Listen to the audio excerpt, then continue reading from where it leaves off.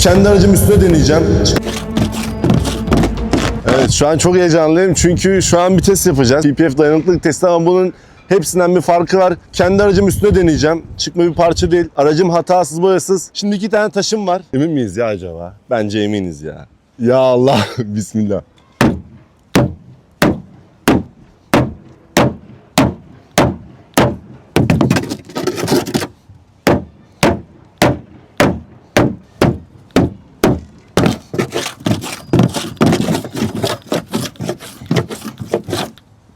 Sonucu hep birlikte izleyelim.